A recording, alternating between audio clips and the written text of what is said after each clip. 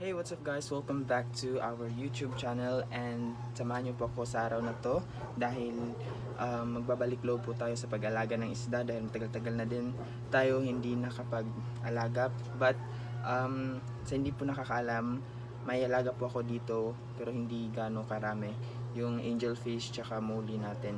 Hindi ko sila masyadong fini-feature po sa mga vlogs ko or sa reels or sa any social media accounts ko. Only my day, my day ko po sila minsan kasi yes, sobrang cute nila tingnan and nakakatanggal din sila ng stress. So sa hindi nakakaalam, nag-alaga din po ako ng isda, and then yun yung first vlog ko na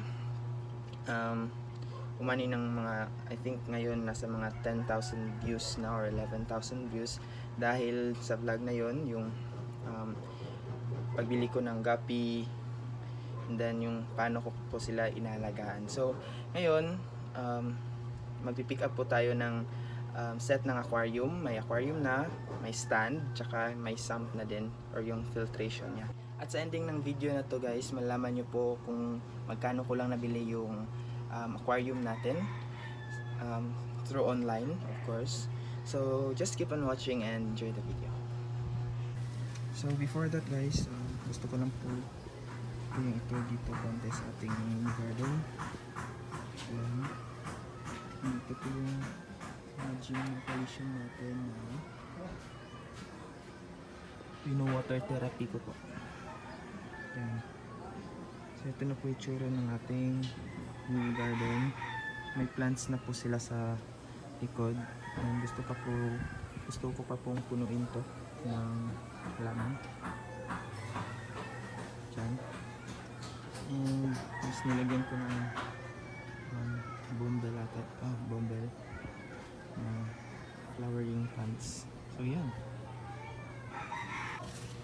So guys, dito ko po plano ilagay yung ating aquarium kasi malaki yung space dito na paglalagyan, and hopefully maganda tingnan yung setup natin dito, yung hindi siya masyadong nakaka-occupy ng space. So yes, samahan niyo po ako later na pick upin yung aquarium na nabili natin online.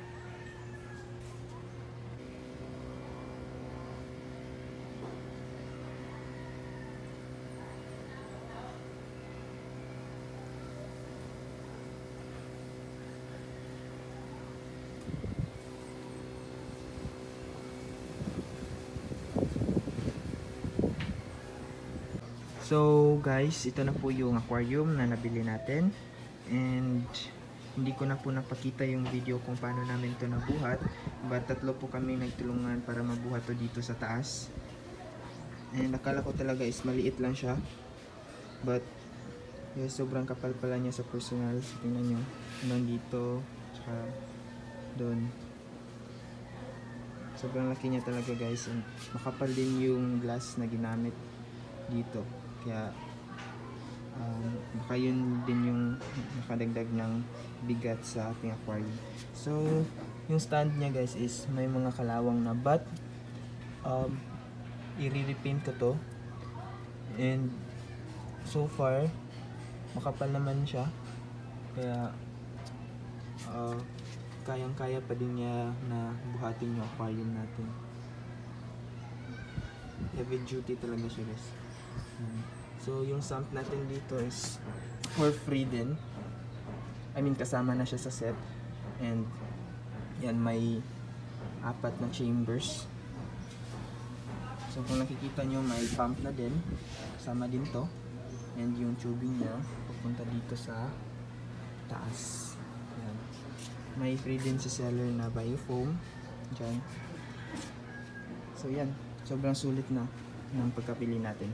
And nilagyan ko ng tubig para ma-check natin kung may leaking ba, but fortunately wala naman po.